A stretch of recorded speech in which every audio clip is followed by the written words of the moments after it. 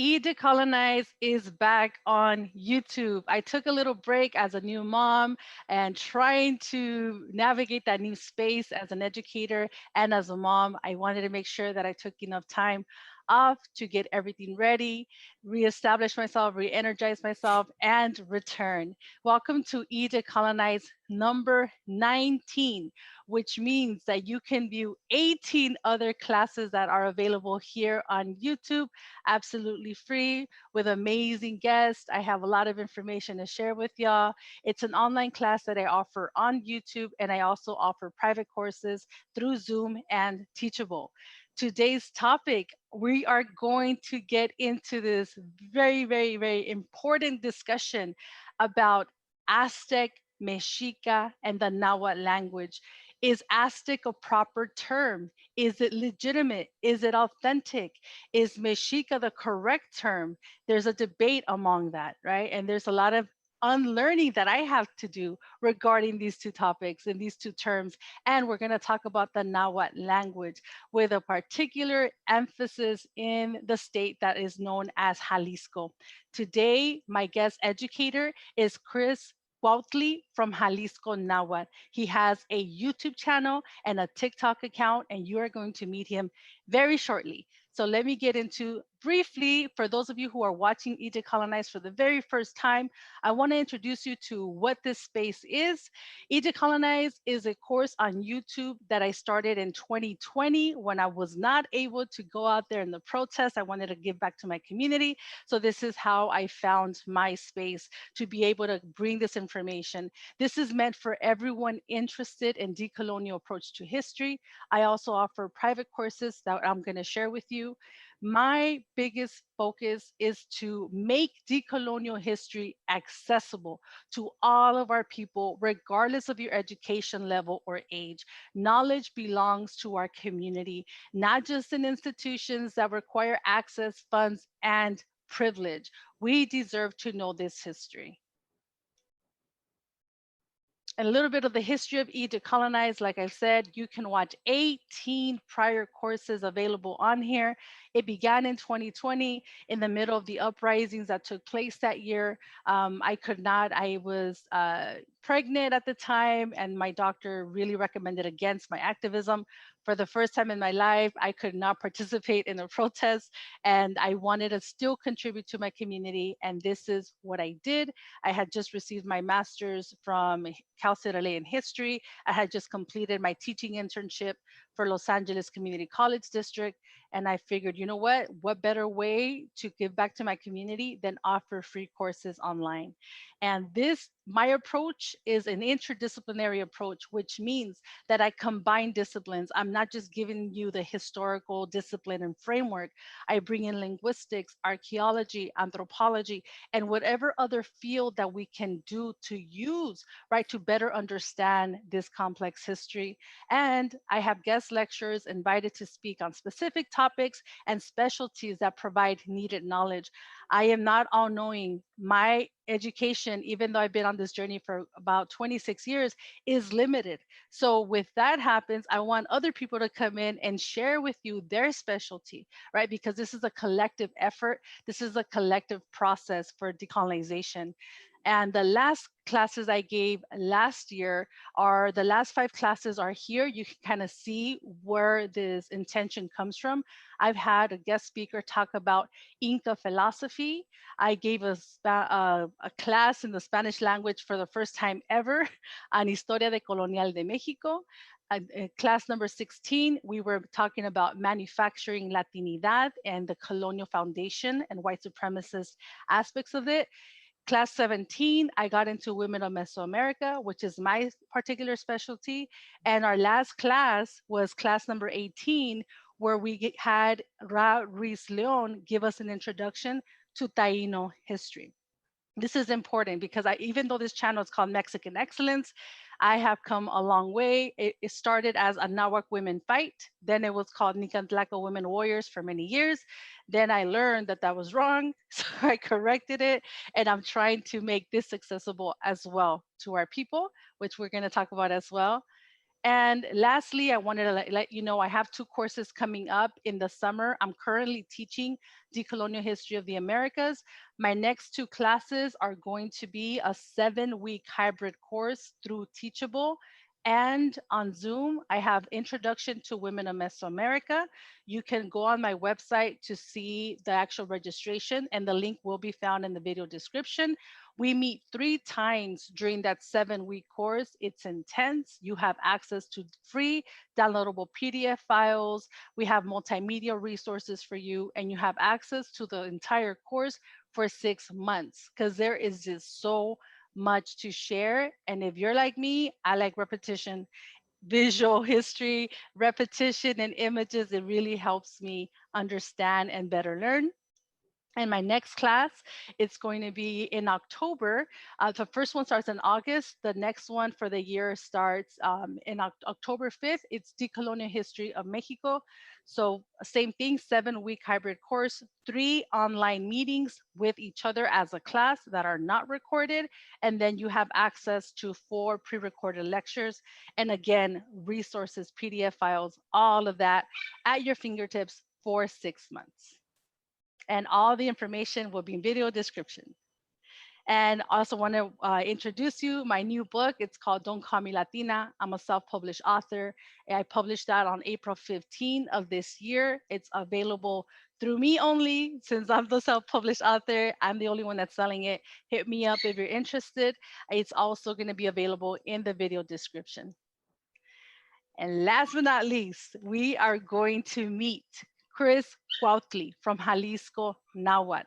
A little history, a little background to this person, that is amazing education that we're going to be getting today. I first heard of Chris Cuauhtli through a relative of his who mentioned his work, mentioned the fact that he had a YouTube channel called Jalisco Nahuatl, and the fact that my maternal side, we're from Jalisco, and that's where I have more established roots. I was like immediately interested, right? So I started following his YouTube. I started looking at his TikTok videos. And in his TikTok videos, I was learning about so much information that even though I've learned for 26 years, I had learned wrong. So the topic for today is Aztec, Meshika, and the Nahuatl language. So who is Chris Cuauhtli? I will read you a little bit about his work. Chris Cuauhtli is an Indigenous Nahua Tamazulteco from Tamazula, Jalisco, Mexico. He was born in Soyatlan, de afuera de Tamazula, Jalisco, and raised in Sacramento, California. He is a professional tattoo artist and Indigenous language advocate, currently working on the revitalization of the Nahuatl variant of Southern Jalisco. He has been involved in Danza, Azteca, Chichimeca, and Indigenous ceremonies in the US and Mexico for over 25 years. He currently works as an English language tutor and tattoo artist and resides in Mexico. Chris Cuauhtli, welcome to E Decolonize number 19. How are you doing today? I'm good. I'm good. Thank you. Thank you for having me. I'm going to stop my share so we can have our discussion. Oh my goodness. So I guess to begin, you have 25 years, right, doing this work in your studies in Danza. For those that are watching, I think it's always really, really interesting to hear our specific journeys, right? When it comes to your particular connection to Jalisco, your own learning journey through what some people call decolonization. So can you share with us a little bit of what that looked like for you? When did it start? What sparked your interest? And what has been some of the most important information that you have learned and how it's helping you on your ongoing journey? Yeah, that's a big question, but well, like you said, I was born in Mexico, but I was raised in the US, in California, in Sacramento to be specific. And Sacramento's somewhat of a political town, and it's different than a lot of other cities, the makeup and the culture. So as a teenager, I was able to see different things, and I was able to start participating in just powwows, sweat lodges, things like that. And that's what really started getting me to question, you know, my own traditions. Where do I come from? To want to know more, because I was living in an urban environment, disconnected, so to speak, and that began my journey. So through that way, I started participating in ceremonies. I started participating in Danza, and I wanted to know more about the language. For me, the language has always been key. I feel like it is the key to understanding, because if you know your language, it changes your perception of the world and how you look at things. And our languages evolve from the places that we're from, so they carry a lot of cultural, spiritual information. And so for me, that was the very important. And it was very difficult to learn anything about Jalisco Nahuatl in those days prior to the internet. Um, I was living, like I said, I was living in an urban environment. So I was kind of forced to learn other variants of Nahuatl, uh, with the understanding that, there's some similarities, but there's differences. And so that's what I was doing. And then eventually I was able to start getting the information and learn more about the specific variant from where I come from and the surrounding area. And over time, I was able to reach out to some linguists and people that are experts in that field. They were able to help me, continue to guide me. Um, I was blessed with so much information, audio, and things that are very hard and rare, and you cannot find on the internet. And I knew that I wasn't the only one on this journey, especially those of us from Jalisco. So I wanted to share everything I had. I just wanted everybody to have it. And so I created, first a Facebook page dedicated to Western Peripheral Nahuatl, which is the variant that uh, my family comes from, and if you're from Jalisco, possibly yourself as well. And then I created the YouTube and the TikTok with the pushing of family members, because I'm kind of like reserved, but I got a lot of good feedback, and so I'm continuing to do that. And I wish I did more, but I've been really working hard on some material for the revitalization of our variant specifically. Wow. Now, one of the things I wanted to ask you was the connection between Nahuatl and Jalisco, right? And then your particular family history. How did you come to that knowledge? How did you learn that about the variant that you're studying? And then if you can share a little bit about perhaps your family, like how did you know that that was the direct language that you were connected through family? Okay. Um, well, I knew from just it, the knowledge that our family spoke Mexicano or spoke Nahuatl. It was preserved, and there was lots of words and terminology specific to our region that was preserved that I learned. So I knew those things growing up, but I didn't like nobody spoke it fluently. My grandfather, who was like 96, he passed away in December. He would be what would be regarded as a rememberer, that he remembered words or certain things, cultural practices. And so in that way, I was able to know. So it was kind of like passed down that way. But again, I didn't know specifically, and there's no information. You can't go to the library and Mhm. get something on Jalisco Nahuatl like you can for many other variants. So in that way, I started searching and trying to compile, and it was hard because some people in the families are not open to talking about stuff. They don't think it's important, but luckily some were. And so I was able to make some recordings to gather that information, to look at the historical record, and then basically recompile everything. And Southern Jalisco is kind of unique in Jalisco in that it retains a strong, certain communities retain a strong indigenous identity that has been lost in a lot of other places. So in that way, it was kind of a little bit of luck that I happened to be from there. And my parents, you know, both sides are all from the same place, right? So that's how I knew, and that's how I began to try to recuperate what was lost. Awesome. I have a question regarding the communities, right? The reaction of our community to your work. Can you tell us what that's like? People from Jalisco, have you had like people reaching out to you that are close to you online? What is their reaction also to the diaspora, right? Of those of us that are scattered out here that have roots in Jalisco, what has that been like for you since you've put this platform out that you're facilitating, right? This process and education for many of us that are lost when it comes to Jalisco.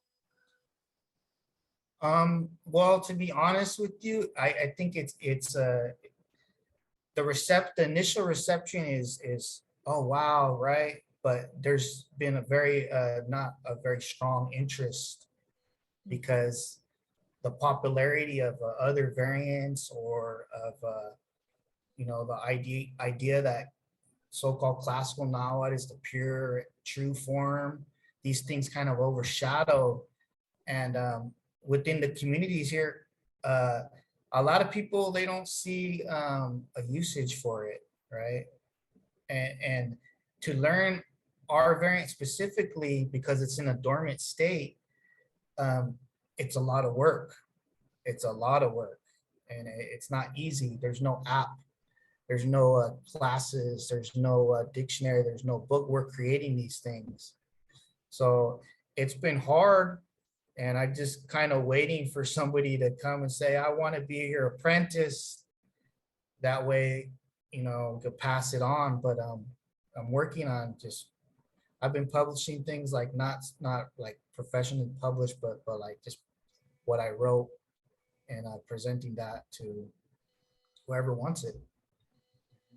Awesome. And my follow-up question to that is, I know that you said that people call it Mexicano, Mhm. the variant. Where does that come from? Because I've heard different variations of supposedly, right, that the Nahuatl spoken, what's called, those who spoke Nahuatl in Los Angeles or in the Southwest are called La Chicanada, La Mexicanada, but calling Nahuatl itself Mexicano, like what is, and the variant that you're speaking specifically has that name Mexicano.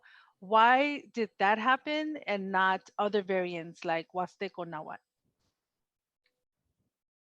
Well, so the term Mexicano, in regards to the language, it's a colonial term. Mhm. So it's something that's passed down from the colonial times. Um, it's a term used throughout many Nahuatl communities throughout Mexico. The term Nahuatl, this is more of a modern term that linguists, it's a legitimate term, but the usage as far as referring to the language as Nahuatl, in the sense that we do now, this is a modern, more of a modern thing. So Mexicano is a term that it's a Spanish term. The Spanish created in reference to the Nahuatl speakers, the Meshika, and they referred to the Meshika speakers as Mexicanos, which eventually became Mexicanos. And then they just applied that to every other language group that sounded familiar or close to, you know, Nahuatl. And then that was adopted. It was just adopted into the by the communities, you know, through colonialism. But that's the actual term throughout Jalisco, Colima, Michoacan, is they refer to the language as Mexicano. Awesome. And I have a question. I know you kind of mentioned how people are more intrigued by classical Nahuatl. There seems to be there's priority, right, given over classical Nahuatl versus the 68 plus languages that are indigenous and are continue to be spoken throughout Mexico. Can you talk to us a little bit about your views on that? And I have to share, like, that was me, back in the days, like in the 90s, for those folks who were born around that time, like, and that era, it was Nahuatl centric. It was like classical Nahuatl. Classical Nahuatl was taught at Cal State Northridge. Classical Nahuatl was what was known. So I think, at least in my learning, that was why, right? It became such a pressing issue. Um, and I'll share a little bit more later, but I'm guilty of that, right? And it wasn't until I honestly sat down with Wiglawak from speaknahuatl.com and I stopped to kind of, deconstruct my own learning and view of Nahuatl, that I came to realize, yo, I need to, like, really decolonize how I'm viewing language and my community and step away from that, because we are living people and these are living languages, right? So what has been your experience with that, and why do you think that is? The whole Nahuatl, classical Nahuatl tends to be the dominating interest here. Well, I believe it comes from nationalism, right? It's directly connected to that because, after the Mexican Revolution, they chose to create this national identity and they centered it around, you know, the Mexicano people. If they would have chose the Mayan, everybody would be wanting to speak Mayan right now. And that would have been the one that was uplifted. So it's based on that, and also based on the historical usage of the language as a lingua franca in central Mexico. So there's a plethora of literature on this variant, right? And there's nothing wrong with learning it, but to people are confused by the term classical that's been applied to this language by some linguists. They view it as like how some people view classical Greek or High German or Latin as like the mother language. What we call classical Nahuatl is actually would be in Nahuatl variants, it would be the baby of all the other variants.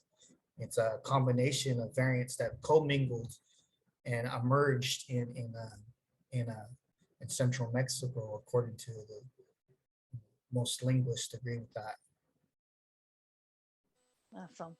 Yes, I think, looking back at my connection with that, I think there was a group of us in the 90s, right, who were very purist and were taught, right, that n- classical Nahuatl was the closest to the original expressions of 500 years ago. But that thinking and now learning, right, in these last few years, it kind of like separates the classical Nahuatl from 16th century Mexico to the continuation of different languages throughout the centuries till today, right? So I think in my head, that's why I was trapped, right? Where it's like, oh, the idealism, the purism, classical Nahuatl is the way to go. And there was people teaching classical Nahuatl, but then that shows the ignorance of separating, right, and having this idealized version of indigenous languages that existed before the European invasion, and then the languages after. Because honestly, like, one of the most toxic learnings that I had, in the organization I was in, was that they viewed indigenous people who were colonized as already infected with colonization. So why learn through them where we have these original sources, original manuscripts that preserve the untainted indigenous identity and language? And that's real shit. Like, it sucks to say this, and it sucks to, like, realize that and share this openly, but that's my journey. And that's when I'm now looking back and thinking, wow, that was some real toxic view, right, of how to view ourselves as a people, but also judging and putting this very colonialist lens on indigenous populations that survived and that continue to thrive and have their indigenous identity and language intact. So anyway, I just wanted to share that. I know that some people may be watching this and maybe are thinking the same way right now, because I see this often on TikTok, on social media, this demonization of indigenous cultures that have been colonized, right? But I think we really have to heal from that, and we really have to decolonize, really decolonize that lens, because it's really hurtful and damaging ourselves. I don't know if you want to have share any thoughts on that. Yeah, so that's a really old tradition to think of the language, the like classical Nahuatl in that lens. When the Spaniards and their Nahuatl speaking allies arrived in Jalisco, they referred to our variants as um, uh, corrupt Nahuatl, uh, like Mexicano rustico, like different terms, and it carried on because of our language was different, or we adopted Spanish terms into the language. So it's not nothing new. It's been hundreds of years. So we definitely need to change that mindset. Absolutely. And coming, I think the natural question next is, I think the biggest kind of eye opener for me, and thanks to you and the work that you did and the videos that you did, the term Aztec. When I started learning this in 97, right, we were bombarded with historians from Mexico, who were not indigenous. Like we have Miguel Leon Portilla, who was, very famous back then, right? And he wrote a lot on Aztec thought and culture. He created his own terminology for things. He took a lot of liberties. But I remember in the book Daily Life of the Aztecs by Jack Sestell, which was the book that back in the day Meshika movement would recommend, like the ultimate book to study indigenous history, right? Jacques Sestell, who is a French historian, wrote something like Aztec is wrong. It was created later on. I forgot the actual reasonings he gives, but that's all I would hear, right? I would hear him say it, and then my elder would say it, and then other people would kind of parrot that same reasoning. And I was like, okay. And then one of the reasons that I heard for this is saying that the reason that the term Meshika was used over Aztec was, I'm sorry, the term Aztec was used over Meshika was because they, which is the racist systems of Mexico, did not want to connect Mexicans to the idea or identity of Mexica because they wanted to destroy that connection, which makes sense, thinking that it's a very Mexica centric, approach to identity. Yeah. But that was kind of like the reasons I heard. And so honestly, I didn't search further. I believed it. That was my elder. That's what the elders were saying in the community. I was 15, 16, and I roll with it. 25 years later, I was like, I came across your TikTok and you break it down. And then I went on your YouTube, and then you have a whole like presentation, right, on the term. And I will have that video description on the link on my video description. Can you tell us, for those of us out here who are still, we don't know this, right? We've been taught wrong. We have continued to use Aztec. Aztec is like Aztec Danza, Aztec culture, Aztec calendar, but then there's these people saying, no, it's not real, right? Meshika is a real term that was made up by white men, by Humboldt and Prescott and all these people. So tell us about, is it authentic? Is it legitimate or not? And how did you come to that realization yourself? And I love the fact that when you talk about this, you are dropping like receipts, right? You're saying, yo, you could find this here. You can Chimalpain used it. You could find it here. So I think that's really important because where you're discussing something that is a hot topic in our community. And the fact that you are referencing where we can go and study this, I think for those of you who are watching this, that is really crucial in understanding our history, where people are telling you this information, but are also presenting you with the evidence where you can yourself go and learn this, because this is how we really help each other out, right? And kind of find this truth that a lot of us, myself included, was taught wrong. So break this down to us, please. Yeah. So the good thing about anything that's pertaining to Mexica or Aztec is you can verify almost everything yourself, right? You can go now, we can go to the original sources that are available digitally online. Whereas before we had to rely on people like Portillo, like you said, who would give us his own interpretations and whatever. But so yeah, back to the term Aztec. First off, I think people have to realize is you can't look at these terms or how indigenous people identify themselves in the modern lens of ethnic national identities.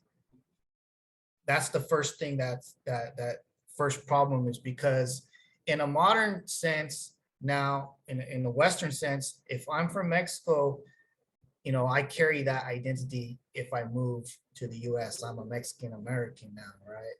Forever. Only people that can be just Americans or like Europeans, right? They can shed their identity. But that's not the same or true specifically with Nahuatl people, because they identify themselves primarily by their location. So once they had moved to another location and established themselves, with time, they then became known as people from that location and in their respective languages, specifically Nahuatl. So to say that Aztec is not a legitimate term is incorrect, because the historical record shows it is a legitimate term. But to say that the Meshika did not refer to themselves as Aztec is correct, because at that point in time, they no longer referred to themselves as that, because now they resided in Mexico and they were thus people from Mexico. So in Nahuatl, in order to say a person is from a place, there's really only two ways that you do that. You use the locative, right? For, let's say, for example, Mexico, right? This is the place. And we can add the word for people, tlaca, right? In classical Nahuatl. So Mexico, tlaca, people from Mexico. The second way that that's done is by adding a suffix, which is either tecat or ga. Ga here is what retains the meaning, the significance. When it's attached to something, it means something associated with what it's attached to. So Meshika is a person associated with Mexico. Tlaxcalteca, with the ka, person associated with Tlaxcala. And some, depending on what the word ends with, they will use teca. So people say Azteca Azteca is not a legitimate term, but they never say Aztlan is an illegitimate term.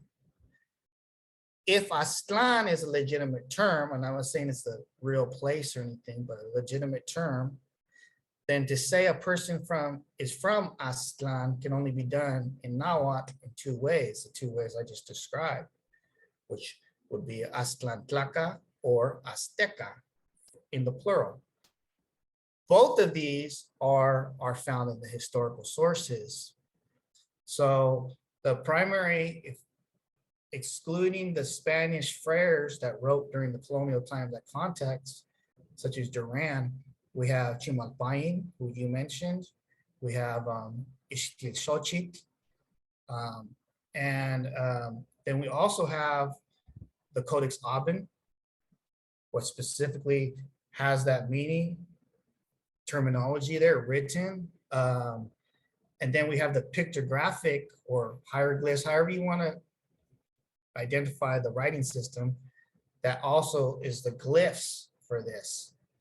So yes, Prescott introduced the term, anglicized it, and introduced it to Europe, to English-speaking audience, but the term is historically legitimate. You can follow the the footprints, if you will, back to Nahuatl speaking educated historians, Nahuatl historians from the time of contact who wrote these things down.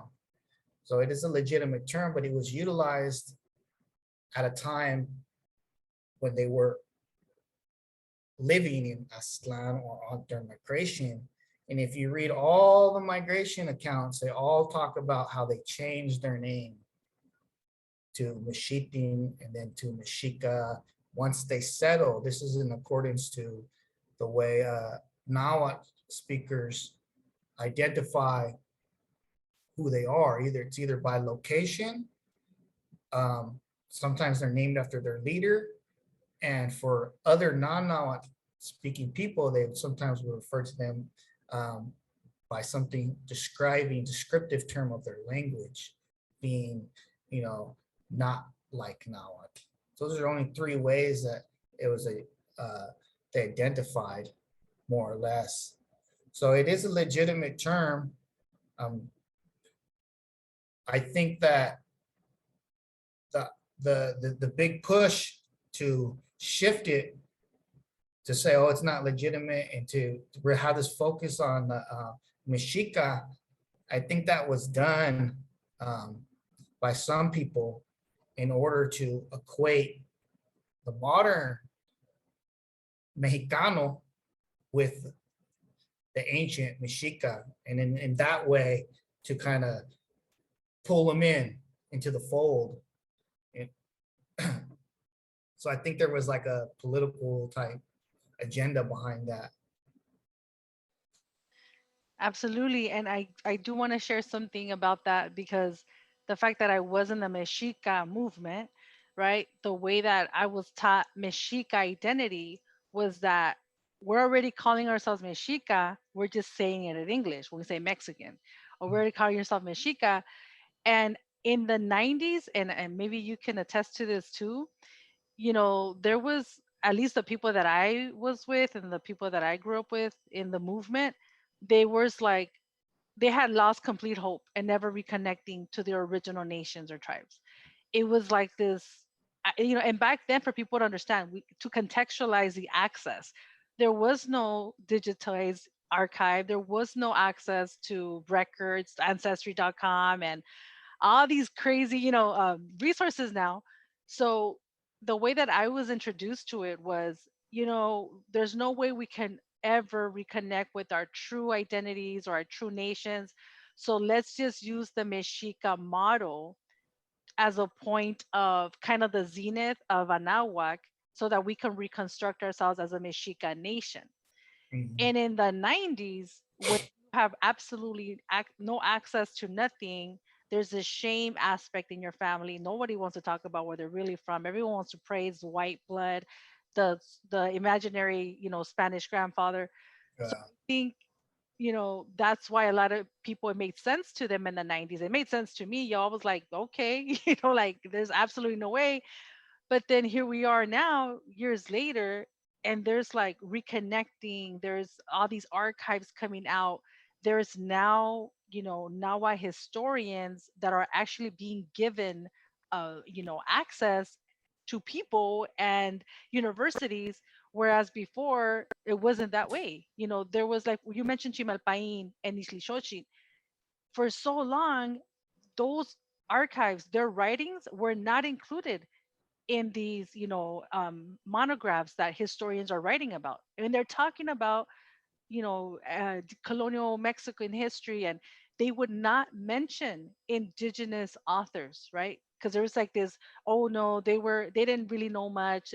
We had to rely on European historians, or Cortez's letters, Bernal Diaz del Castillo, or Saugun's writings. Like, so I noticed this shift, and I don't know if you can witness this too, but I really have noticed a shift in the last 20, 25 years or so, where now there is a recenturing of narrative saying they're now looking at Chimalpain. They're now looking at indigenous historians, right? Indigenous historians who wrote about their own history, and honestly, to me, I was like, what the heck? Like, why didn't I learn about Chimalpain in 1997? Why didn't I learn about Isli, or you know what I'm saying? Like it's just, to me, it's very interesting how this is all starting to happen.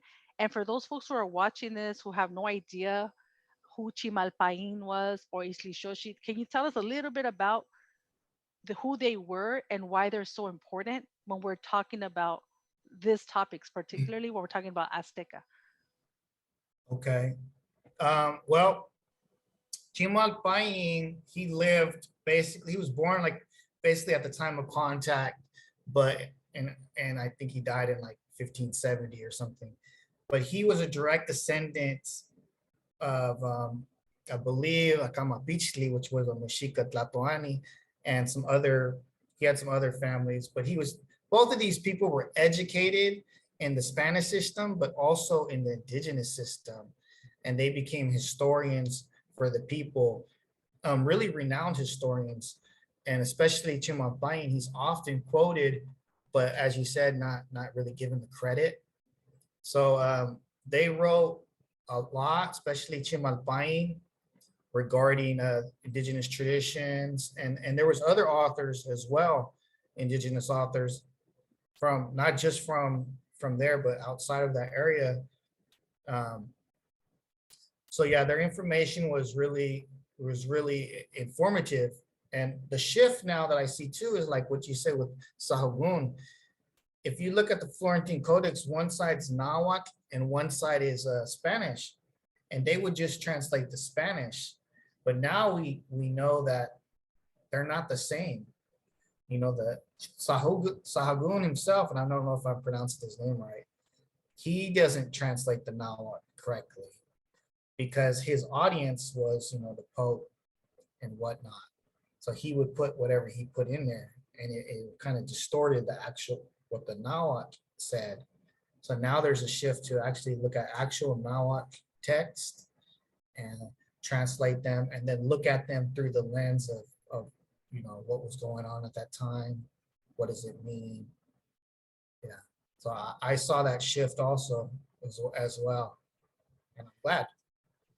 No, absolutely. And for those folks who don't know, Bernardino Saugon was a Franciscan friar who was on this mission to learn about the culture and language, not because he wanted to be the first to write an ethnography and how he's viewed now, but his vision and his mission was to Christianize and to learn how different people were still practicing their traditions, right? So for him, it was like, I need to learn what y'all doing, so that I could see that you're, to see if you are still practicing your traditions, Mhm. because there were laws passed by the Spanish crown to forbid indigenous knowledge, the replication and the copying and the writing. In 1577, there was an actual law forbidding anything of those things from New Spain, right? Anything that had to do with that way of life. So the 12-volume book set that is known as the Florentine Codex was actually a copy of the original because it was confiscated by the Spanish crown. Anything that was talking about indigenous culture, they wanted to destroy. They didn't want it to be out in the open. They wanted to have it, access to it, only among the Spanish crown and that elite.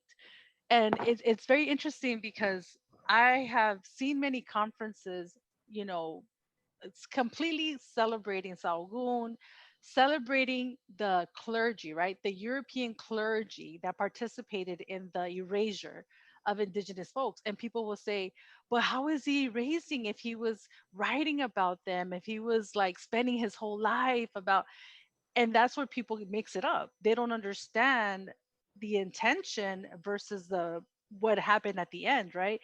Where if you read Florentine Codex, if you read the Spanish section, he says things like they worship the devil. Huitzilopochtli was the devil. Coatlicue was the devil. And the tradition of the oh my goodness, it escapes me right now, but it trickled over from Europe, right? Oh my goodness, what is it called? What am I looking for? The Inquisition.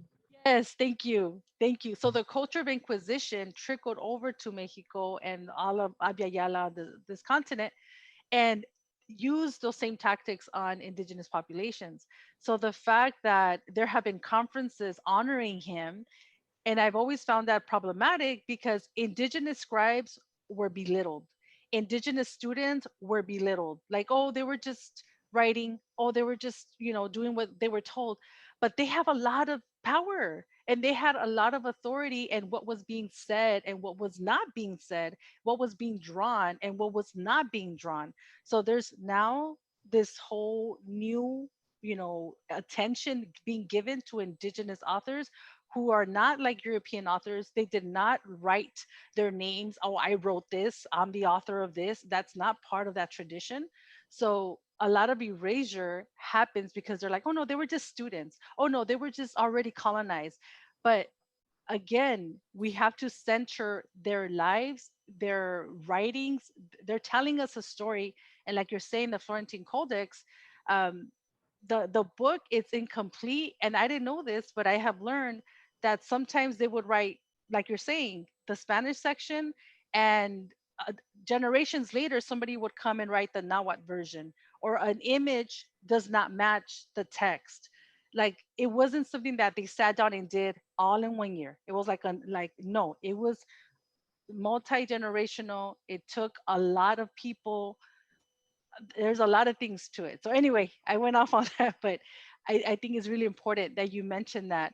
I also want to get into, as far as talking about the language and how important it is.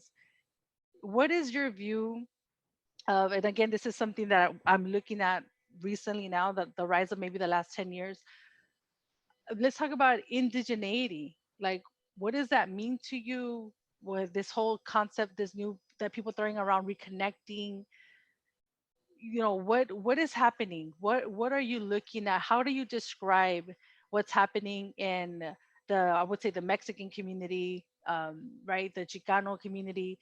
There's this now a heightened interest in understanding who some of us were, right, because not all Mexicans are indigenous, but where is this coming from, do you think? And how do you view that? How do you view that process? How do you view this, what people are doing?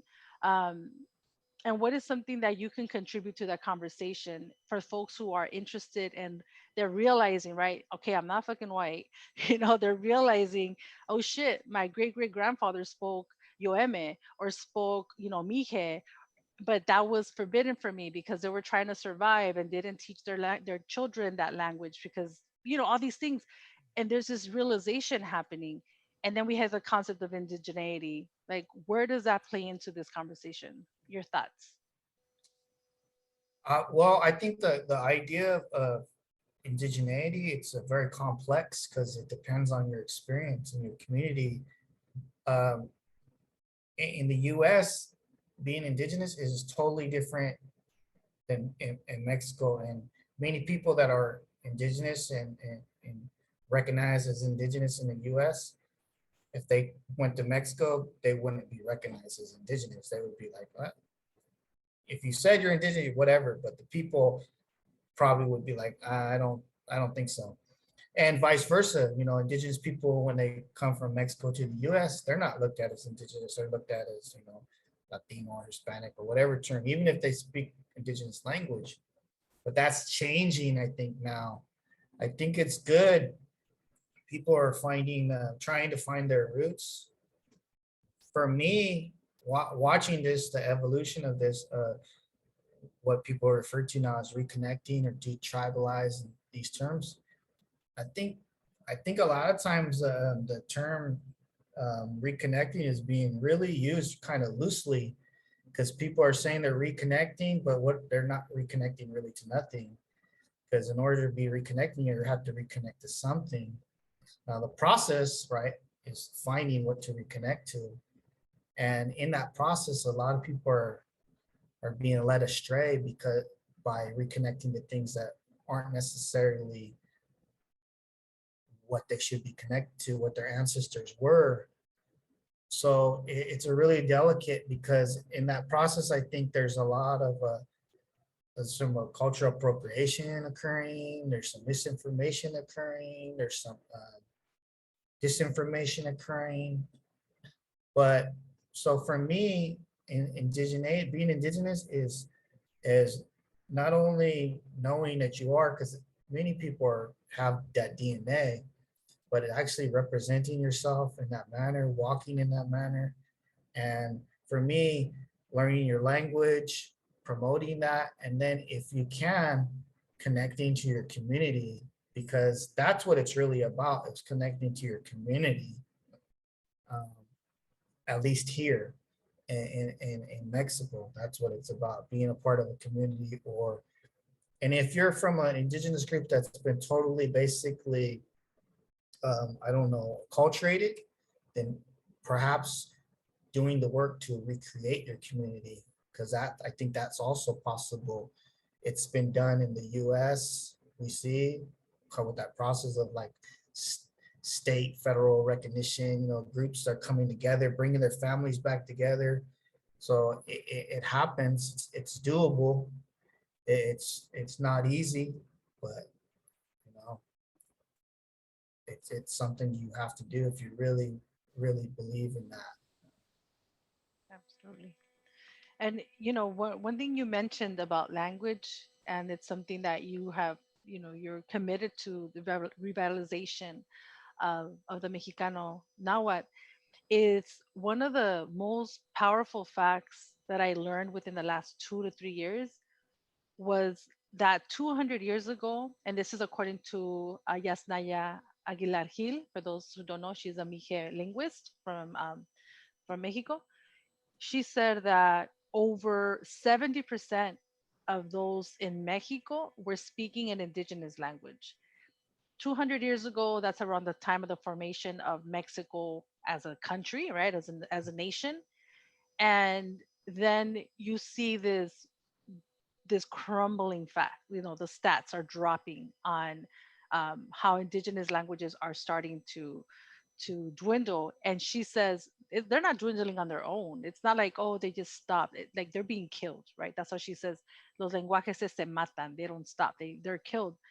Um, and this whole effort, and honestly, like, looking at that history, right? Looking at the policies of the Mexican government, looking at the culture of the language that was spoken at the time of the formation of the Mexican country, Mexican nation, and then looking at the work that you're doing, along with the work of Cuauhtli from speaknawa.com and other folks, you know, it honestly, it is to me now. I'm like, oh shit, like this is something that we can intercept. This is something that we have a lot of power to do. There's a lot of violation. There's a lot of violence that have come our way. There's a lot of repression, right, of these languages. And seeing the work that you're doing, the work that Cuauhtli is doing, and other language revitalizationists, it speaks volumes on the power that we have, and that we could potentially heal from that dismantling, right, of that aspect of our culture. Can you tell us now, as we're starting to wrap up our conversation, what specific work are you doing? You said that you've been writing some things here and there. Why is this so important to you? Can you let us know where, when you see this, you dedicate your time, you're doing this, you're saying it's really scarce resources out there, but why is this so important to you? Okay. Yeah. So just really quick too, to add to what you said about 200 years ago, majority of Mexicano speaking an indigenous language. This is true too in my own research. Like, I was talking to my grandfather and I asked him, like, and so he's 96, so we take it back to that. He was telling me how when he was young, his grandparents, which be the generation you're talking about, everybody was speaking the language. It was like commonly spoken. And then after that Mexican Revolution and I guess the standardization of the education system in Mexico, it was just a straight decline and purpose. Because I think a language, once they take your language, then they were able to create this national identity, which was what they wanted through a process of assimilation. But so yeah, the work I'm doing is what I've done, and what I'm doing is I've compiled all of the resources on Nahuatl, specifically from Tuxpan, Jalisco, which is a community next to mine. They have the most information that's written. So for example, from my community, there's only a small vocabulary, and then the work I've done.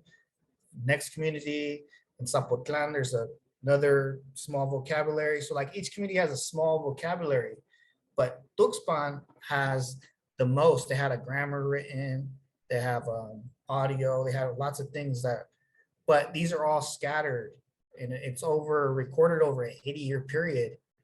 So what I've done is I've compiled all of that information into a dictionary with all the citations, and it took a long time to get everything. I think I pretty much had everything written on the variant except maybe like one paper, which I'm waiting on the mail. It's coming right now. And so I compiled that into a dictionary form, which I'm having some problems trying to like figure out how to upload to like have printed, because I'm kind of computer illiterate, so to speak. And then what I've also done is, in conjunction, I want that to be utilized throughout the communities as a stepping stone towards the revitalization. So what I've had to do in conjunction with that is I've written the How to Speak Mexicano book, which I'm finishing just now. It's already done. I'm just proofreading it, and then I have to make the Spanish translation as well, and then get that out there into the communities for whoever would like to use it and learn to revitalize. Because if you're from Jalisco and you choose or want to learn a Nahuatl variant from the region, not just Jalisco, because we use that word Jalisco, but that doesn't mean nothing, because that's just a cultural construct.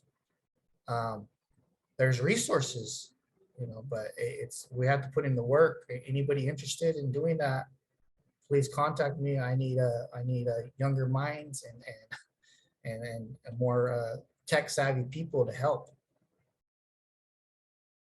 Awesome. Thank you. Mhm. And lastly, I have one of my questions. It says, for those folks who are out there, right, in your 25 years, right, that you've been doing this work, what is some of the most crucial elements of the wisdom that you have attained that you think would be really beneficial for the new generation? Say someone's 18, 19 years old, starting their journey. What would you tell that person, right? Given all your experiences, given the wisdom, right, that you have now, and putting all this together, for someone who's trying to piece themselves back together without colonization in a way that honors their ancestors?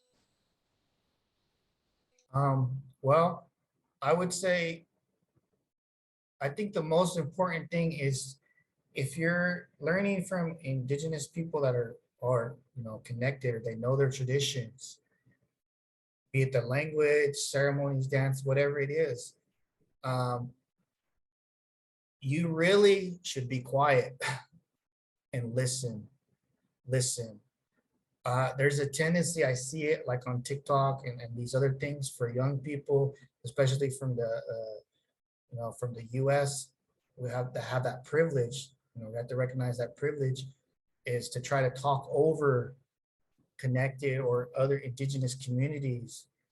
I see a lot of people make TikToks about Nahuatl, just totally distorting it. And I wonder, why don't you just ask somebody that speaks the language?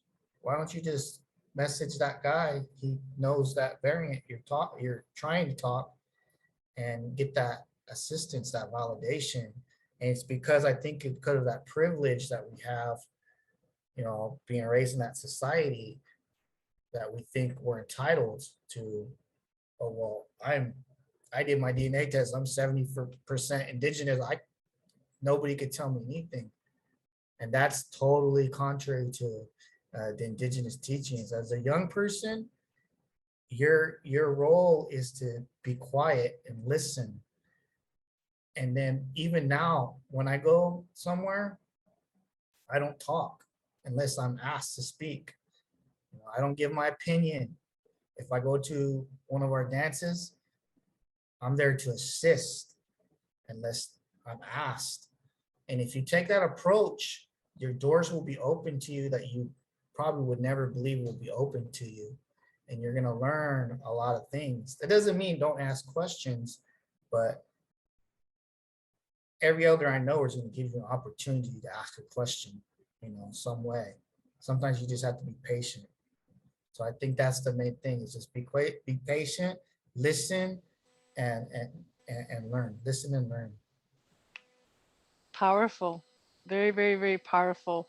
I know I've talked and I've addressed this in some of my videos about the elitism culture that comes with, I think, our generation in the US, that there's like this competition, you know, to want to outdo each other, outknow each other. And honestly, like, ya que estoy marruca, right? Estoy ruquita, Mhm.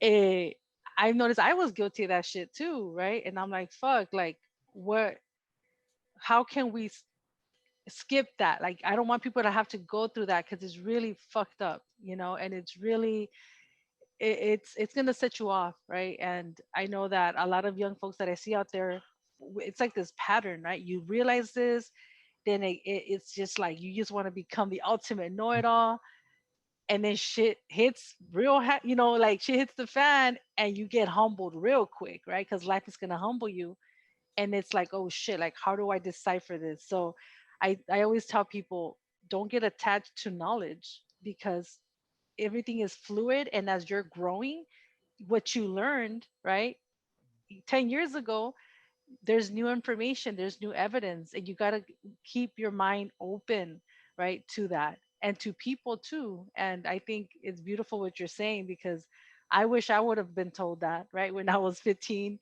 I wish someone would have said, "Sabes qué, mija? Cállese," you know, like, pay attention. um but that's what we're here for, right? And hopefully the next generation won't have to commit those same mistakes, so that way they can transform themselves way faster and not have to spend decades, you know, coming to this realization. Let me share a couple of things for our viewers. I want them to know where they can follow up with you. And I do have this slide that I put together. For those folks watching, we're coming to the end of our conversation. I want to invite you to follow Chris Cuauhtli and the work that he is doing. You can find him on TikTok under Jalisco Nahuatl. And I also, you can find him on his YouTube channel, also called Jalisco Nahuatl. And I haven't seen your Facebook page. Is it still active? Yeah, it's just my name, Chris Cuauhtli, and the Instagram is like Jalisco Nahuatl as well. Okay, awesome, beautiful. And with that, any last words for our viewers before we call it the end of our session for E Decolonize number 19? Well, I want to motivate everybody to learn their indigenous language, whatever language that may be, um, to realize that it wasn't lost because our ancestors didn't care about it. It was a systematically taken from them in some way or some fashion. So help and learn it if you can, especially if you don't have access to your own language. You know, learn the language in the land that you live in, wherever that may be. If you live in Kumeyaay territory, Tongva, Pomo, Miwok, you know, show them some love and learn their language. And I think it's vital. So that's all I would like to say. Thank you.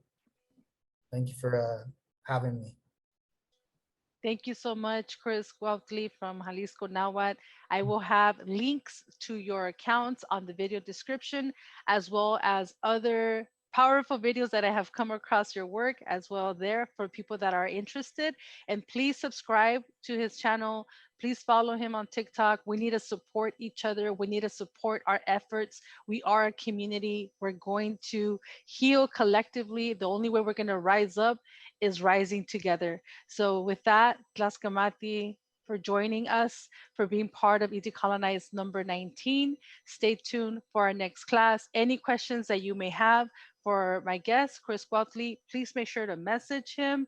He's, like I said, on TikTok and YouTube and also on Facebook. Thank you so much, everybody. Enjoy the rest of your evening. Till the next time, this is Itlali from E Decolonize and Mexican Excellence, signing off with my guest educator, Chris Cuauhtli. Thank you very much.